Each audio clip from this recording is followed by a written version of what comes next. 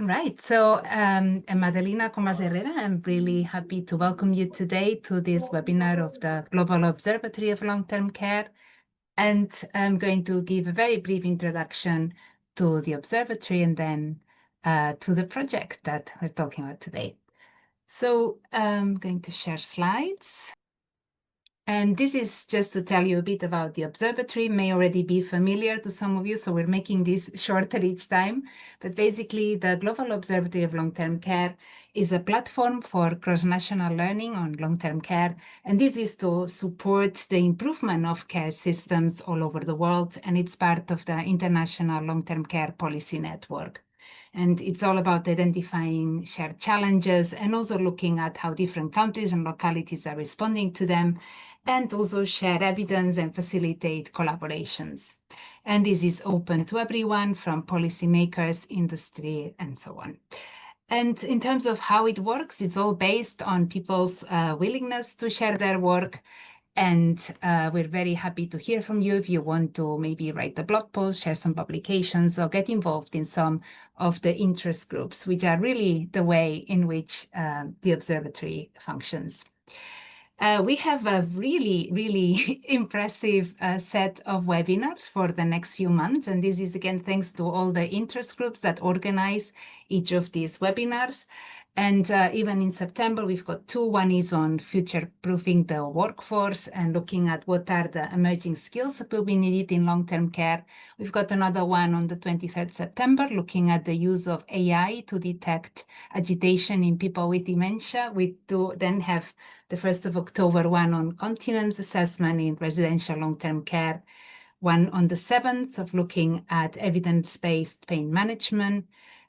We then have one from the quasi-experimental methods interest group looking at the effect of China's integrated medical and social care policy on dependency and care needs.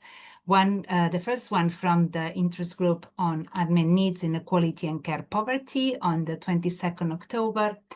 5th November, looking at qualitative process tracing in health and social care research. And this is also the first webinar of the qualitative methods interest group. And on the 10th of December, we have a collaboration between the data science and the qualitative methods group looking at whether AI can understand meaning and exploring large language models in qualitative research. So it's just to say a big thank you to everyone who's helped organize these webinars and create such an amazing program. And now we're going to hear a bit more about today. Today's webinar is from the Social Care Reform in England interest group. And the aims of the group are really to foster discussion about long-term care, social care reform in England. There is a commission, for those of you who are not in the UK, that's going to make recommendations about social care reform in England in the next few years. And the research that we'll be presenting today is helping us to see what we could learn from other countries based on their experiences in the COVID pandemic, and then really giving us with some thought on how the social care system in England could learn from it. And we have some updates as well from some of the new countries. And I'm sorry this wasn't quite up to date. I'm very happy to say that as well as the speakers you see today, we have Tine Rostgaard who's going to join us, who's going to update us on reforms in Denmark. And we're also very grateful that she'll, I'm sure, be happy to answer some questions. So that's it from me in terms of presenting the observatory. And maybe, Natasha, if you want to start sharing your screen, I can say a little bit about the project.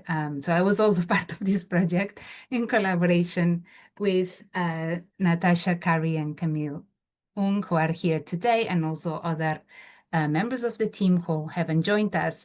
The project was called Social Care Recovery and Resilience, and was learning lessons from international responses to the COVID pandemic in long-term care systems. And today we're going to focus quite specifically on a part of the project. If you want to go to the next slide, Natasha or Camille. And the aims of the overall project were to draw lessons for policy and practice from the international COVID experience, and also from scientific evidence to support the English social care sector.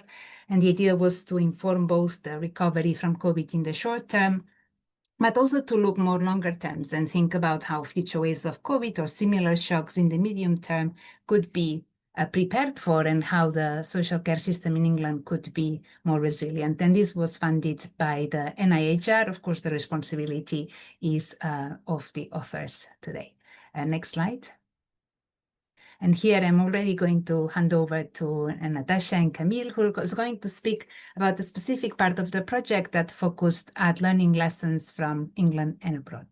All yours, Natasha. Thank you very much, Adelina. So thank you for inviting us to speak today. So the remit of the project was to learn from abroad, lessons from COVID in other countries for the English social care system. We were primarily looking at the first wave of COVID, so from about February 2020 to June, July time. But we were doing this research in sort of early 2021 into 2022, and a lot had been written at that point about the response itself. The response was criticised for being slow and uncoordinated. So in our research, we wanted to get beyond the kind of description of the response and to delve deeper to ask, well, why was the response as it was? Why was it slow? Why was it uncoordinated?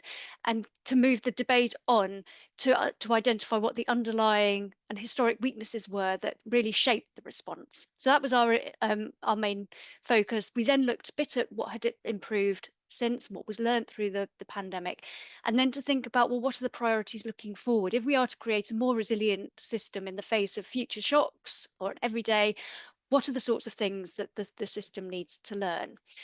Camille, can you go to my next slide, please?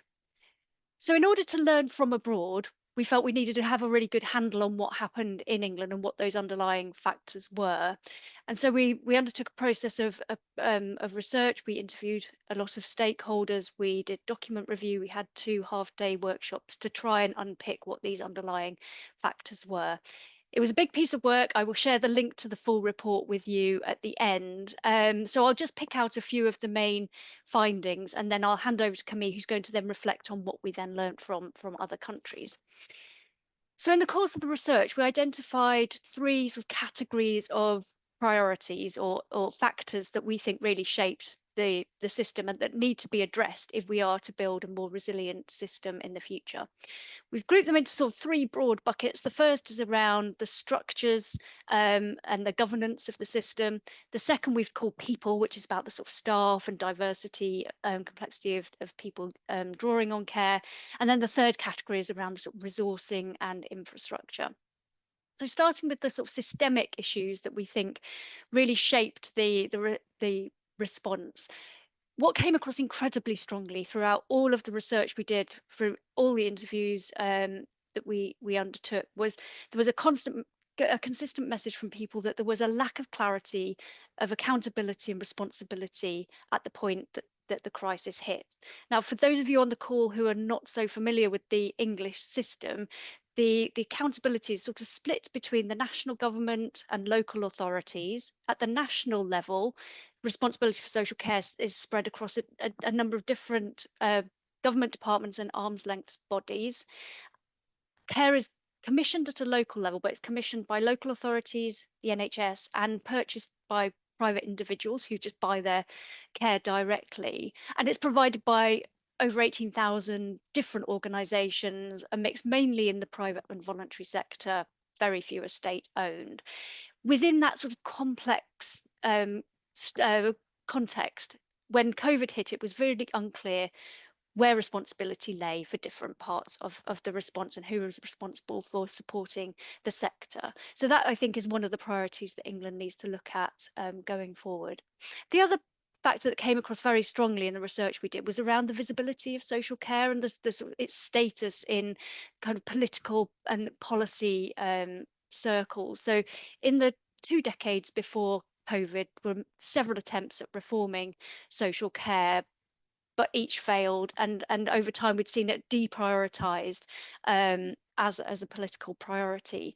It's often overshadowed by the NHS, and I think when COVID hit, that really that situation was really highlighted. So at the central department, the Department of Health and Social Care, there was very little capacity in the social care team, certainly not enough capacity for dealing with a crisis on the scale of COVID. And as a result, there was a lack of social care voices at some key decision-making forum, which had implications for then the decisions that were made, which I'll talk about in a second.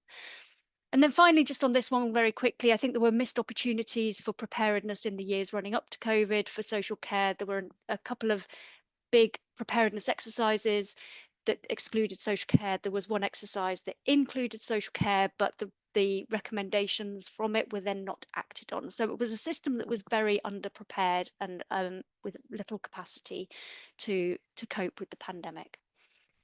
There were then quite serious implications. We've put in this people bracket, but I think that lack of visibility and lack of priority going into COVID and the lack of social care voices at some very key forum had implications for how well the system was supported in the first wave of COVID. A lot of the guidance that was issued was very NHS focused, very clinical. It was really difficult to interpret that and implement it in social care settings. Didn't take account of the diversity and the complexity of of people drawing on care and the settings that they lived in.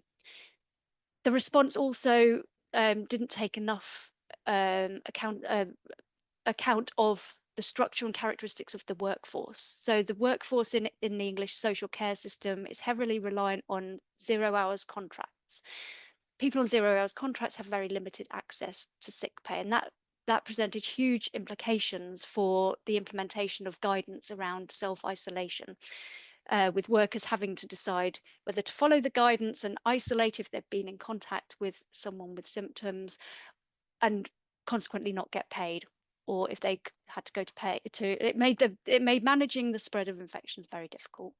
There's another example of that in proposals to limit staff movement, which didn't really take account of the fact that many workers in social care work multiple jobs in the sector and beyond. That decision was then actually reversed after a consultation. But we think that speaks to the lack of understanding and capacity at the national level for making decisions that fully took account of the complexity of the sector. And then finally, resources. The system went into the pandemic after years of steep funding cuts.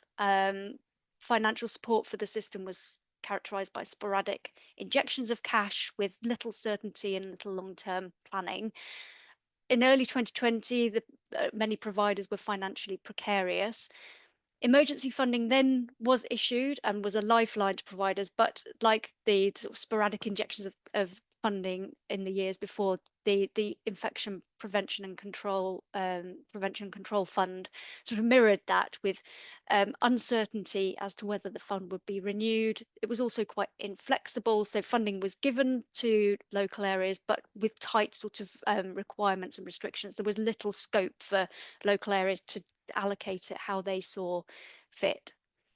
I think another related issue on the sort of infrastructure in social care was the fact that we had very limited data and information about both the staff, providers and people drawing on care. And it was very difficult, therefore, to know how to access people, how to communicate with staff, and then how best to support them. And then finally, just quickly, the residential care estate, so care homes had very little investment in the years leading up to COVID. A lot of them were unmodernised, which made it very difficult to follow guidance around isolating or cohorting symptomatic people, and it made that application of very clinical guidance very difficult in the real world.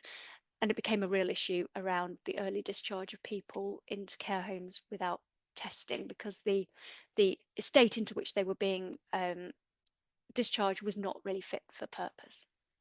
Can you click on to my next slide, please, Camille? So those were the priorities that we kind of thought were the really key ones that came across very strongly in our report, in our research in the first wave of COVID. We then did some high-level international mapping to identify countries that had maybe similar issues and had responded to them, or had challenging experiences. So we were looking for examples where, not just positive examples, but also examples where things have been tried and not and found challenging, because we think there's a lot to learn there.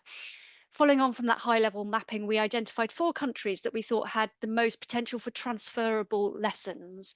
And we picked France, the Netherlands, Denmark, and Japan. And we think that they offer some really important insights into how other countries coped and the sorts of factors that shaped their ability to respond to COVID, and give us some clues as to what factors are important in building a resilient system. And I'm now going to hand on to my colleague Camille Oung, who's going to talk a little bit about some of those lessons that emerge from that international research. Thanks, Camille. Thanks very much, Natasha. Hello, everyone. It's lovely to be here. So as Natasha said, I'm going to kind of talk you through sort of our kind of cross-cutting lessons from each of the 4 countries. So we have published all of these now, so please, we'll put the links in the chat afterwards. Please do kind of go and have a look at them, and kind of individual lessons for each of the case studies. But to the sake of time today, we're really focusing on those lessons that we were able to kind of identify across the 4 country case studies. So sorry about kind of the very busy table on this slide, and I won't dwell on it too much, but I just wanted to kind of show you the approach that we took to trying to identify essentially kind of lessons that read across each of these 4 countries.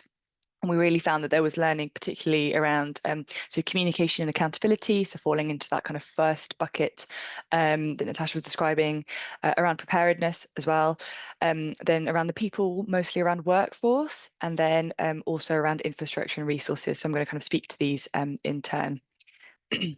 So firstly, around accountability and communication, I think one of the two of the countries that stood out to us were particularly Japan and Denmark, where there was a real advantage of having kind of a clear demarcation of roles between national, regional, and local actors. And countries such as France or the Netherlands had less so this kind of advantage, and so were dependent on adding on new layers of governance or alternative kind of governing structures to kind of manage the complexity of COVID. Another advantage that was really kind of strengthened, particularly in Japan, was kind of these communication channels that were able to kind of simplify the various layers of complexity. So, for example, trade associations that were very formally embedded into kind of communication channels. So that meant that kind of providers had an easy way to kind of link with government, national government, and kind of distill all the information as it was going along.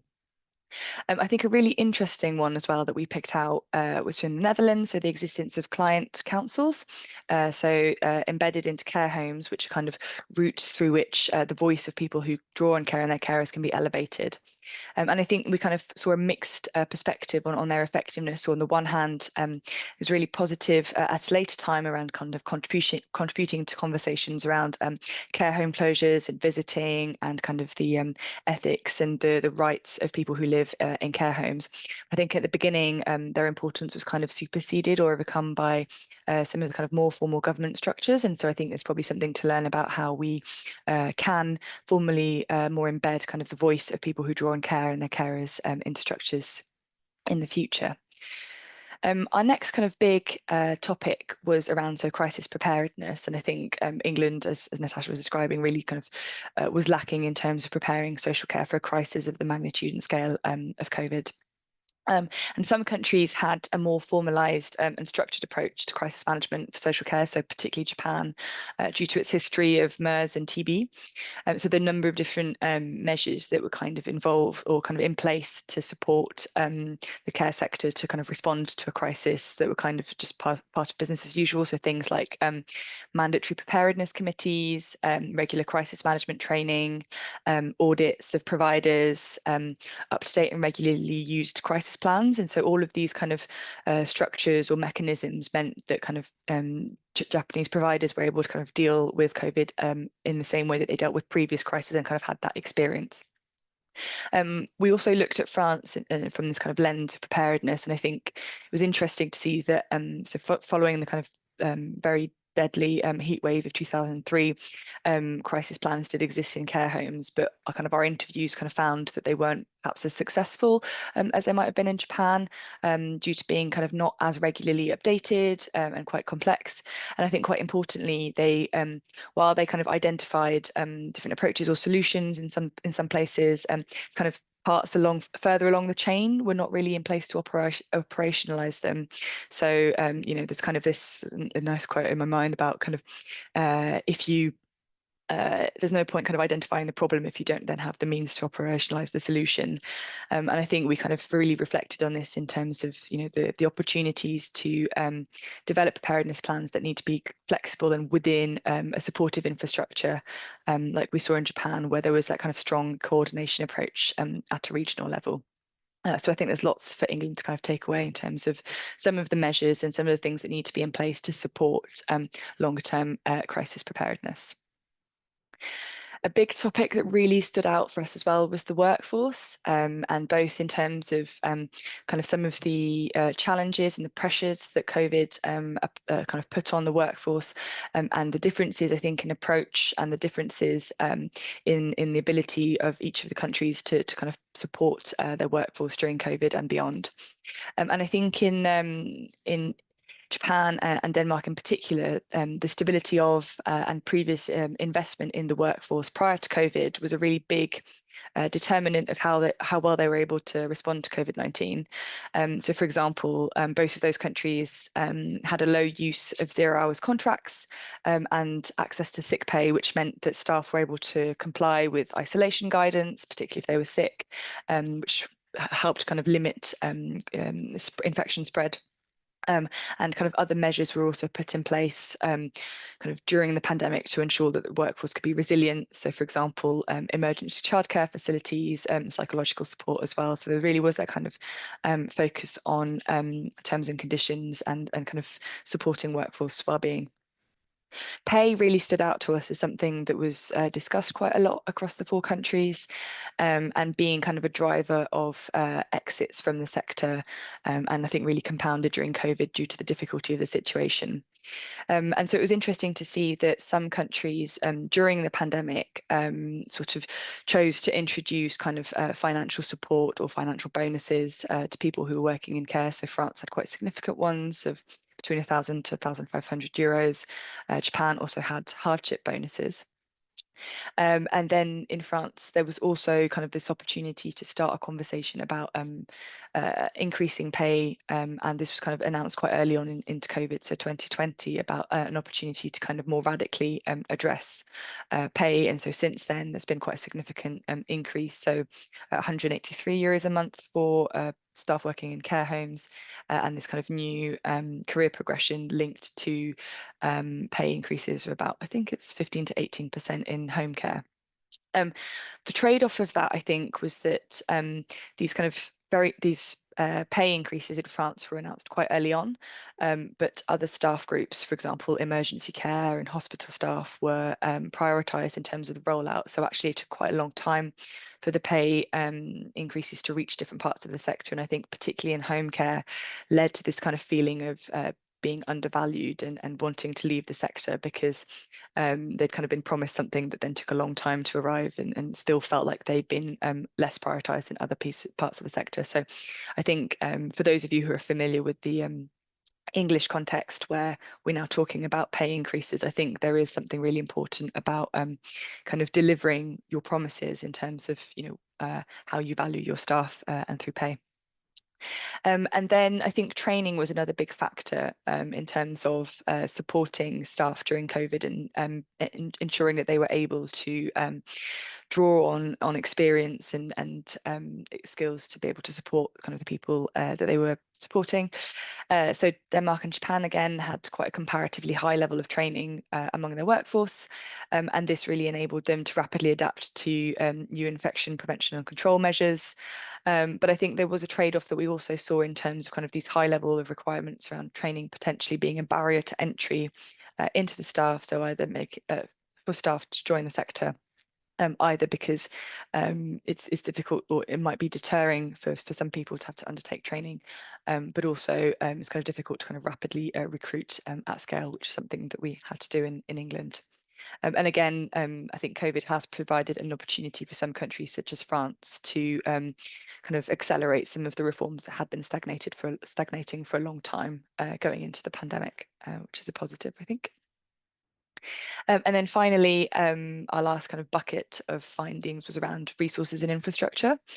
And firstly around kind of tech and data, and particularly kind of benefits from countries that had relatively well-established information systems, such as Denmark, and kind of the role of those in being able to adapt these systems to collect information, so for example, on the spread of disease. And I think it's really interesting that France and the Netherlands, and indeed England and other countries have kind of put a big focus of their recovery on kind of upscaling or accelerating the use of tech and digital in their recovery. We did kind of identify quite a number of different barriers that I think are useful to kind of keeping in mind as we think about that kind of acceleration or use of data. So kind of making sure that digital and data tools account for a kind of diverse landscape of provision, so that whether that's kind of providers of all shapes and sizes and ability to record information, as well as different types of needs and preferences. So we had examples of, for example, dementia, not necessarily being well accounted for in some of the tech that was used during COVID. Kind of the barriers of regulation and also kind of poor integration with health, also limiting uses, and the lack of incentives kind of sometimes, again, kind of encouraging providers to maybe work in a different direction. And the implementation costs as well of, for example, ensuring that all of the staff who might be accessing health and social care records have appropriate kind of GDPR guidance, which I think is a big implementation cost that we don't think of, for example, in England. And then kind of our final theme around infrastructure was around the physical estate. And I think this was a really interesting finding about kind of the countries that had invested in their physical estate, both around kind of around developing well-being, were able to provide more resilience and kind of safer infection control during COVID. So both Denmark and Japan in particular had long legislated for all new build homes to have a number of different quality criteria. So single beds within kind of small apartments with kitchenettes and living spaces, private terrace or balcony access, which were really important in terms of both supporting people's well-being, but also ensuring a limited spread of infection and kind of a sort of safe route in and out of people's houses during the pandemic. So kind of that coupled benefit, I think, was really important.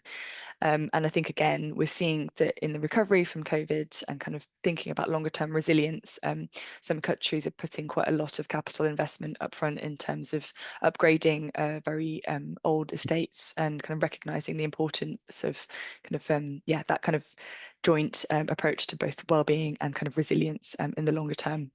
But I think we struggled more to find thinking or information about how to strengthen infrastructure around kind of home care and other kind of less concrete settings other than kind of residential and care homes and supported living. And I'll pass back to you, Natasha, after my very whistle-stop tour of our learning. Yeah, thanks, Camille. So we're going to hear from Camille, Adelina, and Tine in a moment on updates from some of the countries we looked at. But I just wanted to quickly finish with a reflection on where we are now in England, for those of you who are less familiar maybe with the English system. So the issues I talked about before when I was talking about England were very much focused on wave 1 of COVID, so the early days, and that really highlighted many of the weaknesses in the system. But a lot of learning did take place during the pandemic, and we touch on some of that in our report and some progress that was made, particularly around data and information. There've been great strides in that space, and that's ongoing. I think COVID was also a catalyst for innovation and tech, although uptake is still patchy across the country. I think one of the main places where progress was made was around in communication across the sector and between government and providers in particular, establishing sort of communication channels that weren't there in place before. Some of those have not been maintained completely, but I think it did set up some good channels that are carrying on. I think COVID helped to raise the visibility of social care, and the Department of Health and Social Care boosted capacity in the social care team hugely. But we're still seeing social care being sort of overshadowed and by the NHS, and maybe not being seen as such a priority again. In terms of current focus of policy, there has been since COVID a sort of political consensus that social care needs a reform. In the last election in summer 2024, all the political parties essentially agreed that reform of social care is needed. What we haven't seen in the 15 months since the election is that big reform or plans for that reform. The current government has set up an independent commission led by Baroness Casey, but that is just kicking off now and isn't set to report until 2028, and that will set a sort of 10-year plan for reform, so that feels quite a way off. So the current focus of government policy is very much on data and information, the digitisation of care records, and quite rightly on workforce, strengthening the workforce. There's a bill going through Parliament at the moment which will strengthen the rights of workers across the economy, but there's also a social care specific element of that, which is to establish a fair pay agreement for the sector.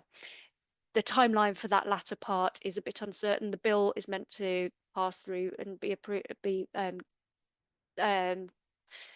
be accepted this autumn, and then there'll be a longer process of setting up that negotiation body. So that still feels quite a way off. And more broadly, in terms of related updates, the UK COVID inquiry is still ongoing. The social care module had its hearings just this summer. We're awaiting that report. So that is, another opportunity to embed some of these lessons and to make sure that they are taken into account by the Casey Commission. But that is sort of slowly progressing. There's a cross-government preparedness exercise coming up next month, which we hope will put social care right front and centre. But there are some challenges that I think we have to acknowledge that will shape this agenda. There are big changes going on in the NHS, big cuts to the NHS. And while the NHS is a separate system to social care, any changes there do impact on social care. There are also big reforms to local government going on in terms of structure and how they're funded. And we have an ongoing backdrop of just fiscal challenge, which obviously has implications for future reform and the amount of funding that can be channeled into social care. So that's a bit of a stock take of where we are in England. Camille, if you just click onto the next slide, I think we just have some links which we've shared in the chat as well. But I'll hand back to Adelina, who's going to introduce Tine, I think, to hear about Denmark. Yes, so when we worked on the case studies for Denmark, our consultant was Tine Rostgaard, who's an expert on long-term care in Denmark and also a friend of the Observatory and also someone who collaborated with the previous incarnation of the LTC COVID website, bringing on a lot of this information that helped us then choose Denmark as one of the countries that we thought we could learn from in England. So Tine, I think you're giving us a bit of an update of where things are at since we finished the field work. Thank you, Adelina, and thank you for these very kind words. I am indeed a great admirer of the work that you do, so I'm really pleased to be here today. And also the invitation was to sort of look at what has happened since the report. So I thought that was very interesting as well. Okay, perfect. So I will talk a bit about the lessons learned, and in particular after the report was written, and also what kind of policy responses we've had since then, because we have had an ongoing evaluation of the Danish COVID-19, how we managed it, and maybe I should say, listening to the presentation and going across the different countries, Denmark seemed like sort of the best pupil in the class in a way. But I think often when you see it from the inside, and also I think when you have certain institutional expectations about how the systems work, then you might have different experiences. So I think it very much depends on the unit of comparison. So now you've made a very nice comparison across a number of countries. I think if we did the same exercise within the Nordic countries, we might come up with some more critical points in regards to the Nordic countries. But nevertheless, this evaluation has been ongoing for a while and just came out with the final result. And this is the VIVE, the National Research and Center for Analysis of Welfare. So their overall conclusion is that we seem to handle the pandemic effectively, but we also exposed organizational institutional weaknesses. So we managed to very quickly lock down society. And I think also what has also been seen from abroad was that there was great trust in authorities and compliance with the lockdowns. So that helped very much. Also, the people, quite big majorities of the population also took up vaccination. But it remains still that we had challenges with the lack of governmental roles. It wasn't always clear who had the final say between ministries, agencies, and municipalities. And we also had coordination problems across levels, national, regional, and local. They could have been smoother, and especially when shifting from hospital to a community and long-term care within the municipalities. We struggled also with maintaining care capacity during the prolonged waves. So surge planning for staff and facilities were not pre-planned. And finally, while, and that has been pointed out, we did have extensive data collection, but there was no real-time evaluation or structured learning involved in this. So I think the overall message maybe for England is that the message is that good crisis handling has to look at governance gaps, and building long-term resilience in terms of coordination mechanisms and learning systems is very important. So following the pandemic, and this was planned before that, we were about to have a major reform of the long-term care system, and the municipalities are now implementing a new reform and struggling to do that also, I think, with all the problems that still remains after the pandemic. But this mainly focuses on autonomy, dignity, and trust. So you can say some cultural values, which we're trying to implement also in the institutional and organizational setup. And one of the bigger changes is that we have local municipality-owned but independently run nursing homes. And this is also to increase capacity and flexibility. We've also looked at learning from other countries, such as the Netherlands, for instance, in terms of involving community and family more. And so moving away from this very state-based model. And we've dedicated long-term funding to the sector. This, I would say, is not a result of the pandemic.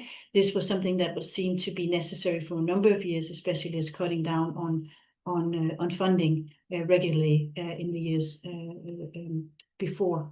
So this is an attempt to try to compare the different critiques, you can say the weaknesses coming out of the evaluation, and then the response of the elder reform.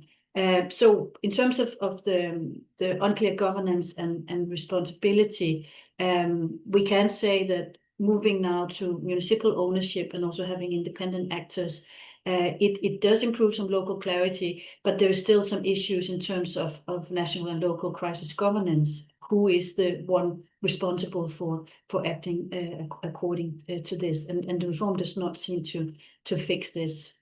Also, there is a stronger municipal role. There is now stable funding streams, and this may tackle fragmentation locally, but there still remains a problem of smoother collaboration with hospitals, GPs, and local authorities. So the worry is that this decentralization that we're actually seeing might reinforce sort of the coordination problems that we'd seen before. And on surge capacity during the crisis, again, the funding might help, and also this that we have flexible nursing home models, but there's no concrete plans for crisis surges. We are also struggling extensively with the problems of recruitment and retainment of staff, and also with having the right competences. And then in terms of weak real-time learning systems, we do focus on trust and autonomy, but there is no evaluation mechanisms, and the reform does not institutionalize any crisis learning on feedback loops. And the final is the lack of citizen involvement and trust. We can say that this move towards self-determination and involving family and community, it is central to the new law, but also here there are risk remaining without any, there might be variation across municipalities if not monitored. So the final slide is what can England take home from this? So we can say that even though we had a quite institutionalized, well-functioning system, if you do reforms, they need to be comprehensive. They need to take into account the problems that we faced during the pandemic. I'm not sure that the Danish elder reform does that really. We need to also consider the governance clarity. You've also mentioned that in your presentation. So our reform clarifies the municipal roles, but the national responsibilities in crisis remained blurred still. So there's need for clarity across all levels. And in terms of the health and care system, we already have an integrated system. And I think our reform strengthens social care, but maybe it's insufficient in terms of linking it to the hospital and primary care. Building search capacity, we do have more funding, as I said, but the problem is if it's enough in terms of emergency staffing or search plans, which we don't have. And embedded learning loops, I think we somewhat ignore the warning from Vive about learning in real time, and we have not set any systems in place. We haven't made sort of a system of independent evaluation that could be ongoing in terms of crisis like this. And then finally, citizen autonomy is key. We managed to place all the people's voices in as central, but there is concerns about in actual provision in care. Will we have consistency and equity across regions? And this may, in the longer term, create some inequalities also in outcomes of health and care provision. Thank you. Thank you so much, Tina. Camille, if you'd like to give us a bit of an update on developments in France. I will certainly try to, and if any French colleagues are on the call, perhaps they might also want to kind of complete them. But I think one of the things that's been quite interesting in France post kind of the pandemic, or in the kind of following years after the immediate kind of acute pandemic, was the consolidation of social care as the fifth pillar of the welfare state. And I think this was quite a symbolic recognition of social care alongside other kind of key elements of welfare, so healthcare, pensions, unemployment, etc. And I think kind of looking back, so this has really increased, it seems, the visibility of social care and taken more of an evaluation approach. So the kind of branch that kind of organises social care now produces kind of yearly reports on progress that's been made, on investment that's been made. And so it seems kind of strengthened a bit more of that accountability. So actually it's kind of led to quite record levels of investment, both across so social care, whether that's for older adults, working age adults, children's social care as well.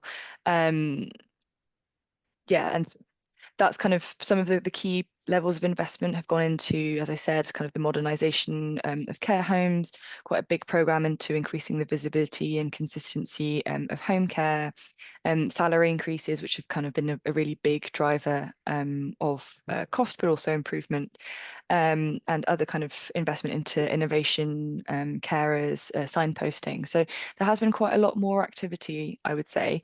I think there remain lots of challenges, and obviously, you know, the kind of managing branches is maybe less likely to kind of focus on those in their reports. But I think particularly around kind of, the resilience of staffing is still an issue. I think there's an ongoing conversation which started during COVID to be really exposed around kind of quality and safety in care settings. And I think that's something that kind of continues to be on people's minds. So yeah, I think it's been interesting. It's probably again, still a nuanced picture, but I think it's been interesting to see that some of the areas of focus for reform and some of the approaches to kind of strengthening the visibility of the sector have kind of been quite hands-on. But obviously there is quite an uncertain political and budgetary situation in France at the moment. So let's see whether that kind of continues on in future years. Thank you very much, Camille. And yes, we're seeing the news about France, so who knows? So I'm going to talk a little bit about developments in Japan. And like Natasha said, in Japan, they have this very clear governance structure, and they really, what through setting this fee schedule, just what determines how providers are paid and is used to channel priorities. And what we have seen is that in the 2024 fee schedule, we see quite a few of these kind of lessons from COVID coming through. And just as a reminder, this is how the government has a lever on influencing what's happening. And since the COVID pandemic, the priority has been addressing workforce shortages and improving and advancing community-based integrated care. So one of the things we have seen is that quite a lot of emphasis in the field revision of incentivizing the provision of services that promote independence, and this is supporting rehabilitation, improving the systems for discharging people from hospitals to make sure that there's a plan that supports, again, rehabilitation and coordination. The other thing we have seen is the use of the fee schedule to update requirements to providers. So if they meet certain quality requirements, then there is a carrot in the sense that they get additional pay. And this has included in the 2024 revision dementia care trainings, infection control training, end-of-life and clinical competences, rehabilitation, oral health, all of these being embedded in the provision. But we also see a stick in the sense that businesses or providers that lack business continuity plans for infection control or disaster response are going to see their fees reduced. So we see this fee schedule acting to enact the priorities. There's also an additional add-on in terms of fees for wage improvements and improving also the requirement to improve career path development and workforce environment issues. And finally, another measure that's come through was to try to facilitate the migration of care workers to Japan. And we actually have another webinar that happened a few months ago where there was a presentation from Japan on the great difficulties that the Japanese care system has in attracting foreign care workers, given the high levels of qualification required, but also the language requirements. So I suggest you have a look at the videos of webinars on Japan. So that's it from me in terms of the update. And we now have about 10 minutes for any questions and comments. And of course, the speakers are very welcome to also talk to each other and check on things. It's been great for us to have this update on Denmark as well. So thank you, Tine, to help us think through a bit more about how another country is viewing the lessons from the pandemic. So any questions, you're welcome to put them in the chat, but you can also just raise your hand virtually or just unmute and speak. Thank you.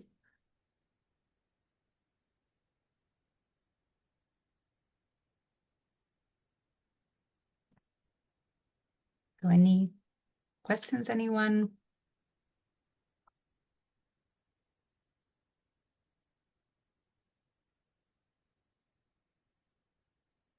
Thank you, Catherine.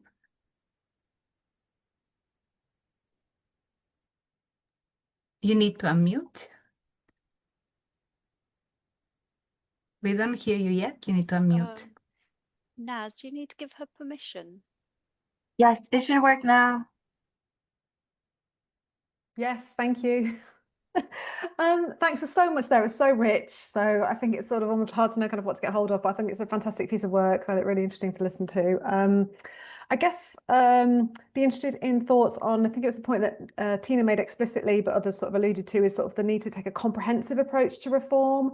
And that's something that I've really gone back and forth on, about whether a comprehensive approach to reform is the only kind of reform that's actually going to get us kind of where we need to be, or whether that's actually very risky, because there is, you know, we've sort of had attempts at that in England and they've kind of gone nowhere. And we could look to Scotland and its failed attempt to introduce a national care service, where I think part of the problem was it did sort of try to be comprehensive. It created a massive target for all the people who didn't like it.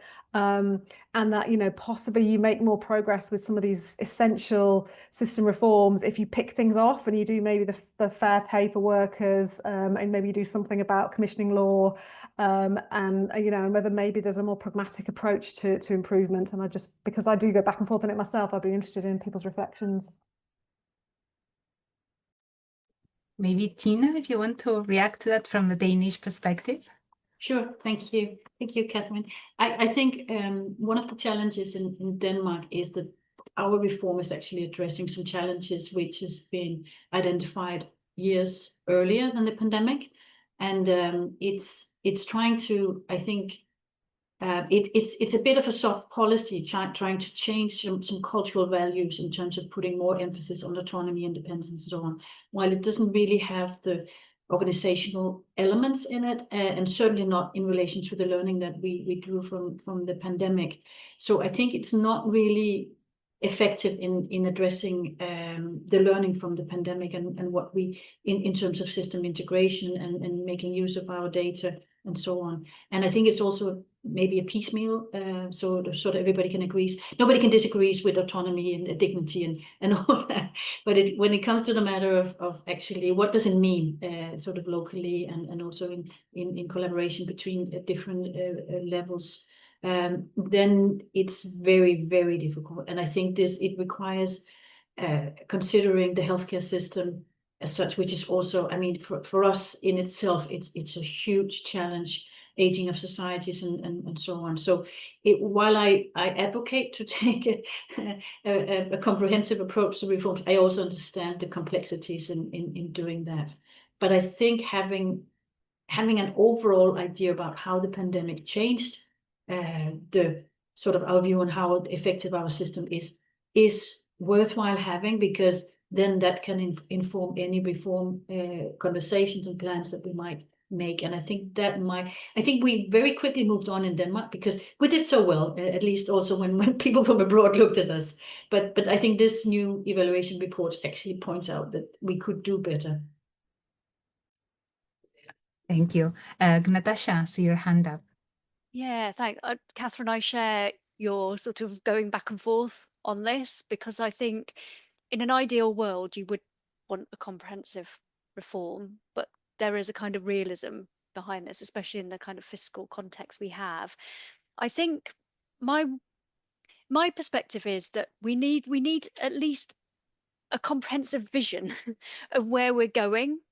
Because my anxiety at the moment is that we try and sort of nibble around the edges and tweak bits of a broken system without thinking of the interdependencies. And I think that sort of is at the root of some of the failures we've had in the recent past with trying to put a cap on costs of care without then also considering, well, how do we fund that in the long term? What are then the impacts of that on eligibility and access and therefore the workforce?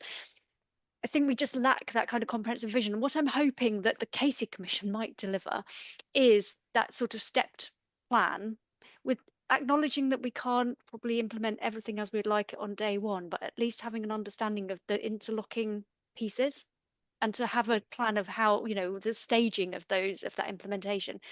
When we've looked at other countries, so Germany and Japan as two examples of countries that did go about a sort of big bang reform, Germany started quite modest. And then they've increased the generosity of the system over time as they've been able to. So that's one way of going about it. But they had the sort of elements of how do we fund this? What does that mean for eligibility? What does that mean for the workforce? What does that mean for the provider sector? And kind of tried to work it all together. Japan started very generous and has had to limit that generosity over time. But in both countries, what they embedded were the sort of foundational elements of a workable system with national levers. So as Adelina was talking about, that provider fee schedule is one of the levers. There's national eligibility criteria. It's another way of kind of tweaking the system at a national level. So I think there's a way to do it. And I do worry that we are just taking too much of a piecemeal approach here without thinking of the interdependencies. Thank you. And it is, of course, very important to think that once you have a well-designed system, then you can build in mechanisms to regularly review and develop how it works, as in the case of Japan. So there are two questions for Tine. We have only 4 minutes left. So Tine, one is, do you have the same budget for both health and social care? And the other is about, from Victoria, Maria Victoria, are all nursing homes owned by the municipality and managed by private corporations? And if so, are the quality of care indicators based on results? Okay, if we have the same budget for health and social care, Honestly, I don't know, but I would assume that the healthcare system has a much, much larger budget, and this is regional. I think it Okay. means, sorry, I think it means structurally as opposed to the amounts. So are they held in the same way or in the same place, the budgets? If I No, may, no, no. Maya, Yeah, feel free okay. to come in if you want to clarify your question. Oh yeah, a thumbs up, yes. Okay. Oh, so, okay. Maria, do you want to clarify or? Yeah, so it's about, so it's that whether it's held in the same place, the budget Yes, for yes. both health and social Okay, care. if that's the question, no, they're not. So it's the region which is in charge of health and the local municipality which is in charge of social care. But there is attempt to integrate the two, and more funding has gone to the municipalities over the last couple of years. Thank you. And Maria Victoria asks about the municipal ownership and private management. I see Maria Victoria and asking about quality of care indicators. Yeah, no, we've had a mix of some municipal owned and some owned by non-profit organizations. We have a slow move towards for-profit, but this is the new reform would probably increase that number. And the quality of care indicators are, yes, some are structural, some are procedural, process-oriented, and others are outcome related in terms of, for instance, asking users about their satisfaction with services. But we haven't landed on a perfect system, I would say. Yeah, perfection doesn't seem to exist anywhere, but of course, and I think it was very interesting to see how from the UK we see some features of the Danish system as really impressive and desirable. While of course in Denmark you have your own ideas about what good looks like, which perhaps is quite different than the aspirations that you have at the moment, I'd say, in other countries. And it's always interesting to learn from the Nordic countries about this self-evaluation and thinking, and also the challenges that are happening. So I think we don't really have time for more substantive questions, but I'd like to thank the speakers, Camille, Natasha, and Tine, and those of you who have asked questions. And I look forward to seeing you in our future webinars and wishing you a very good rest of your day. Thank you very much. Thanks very much, everyone.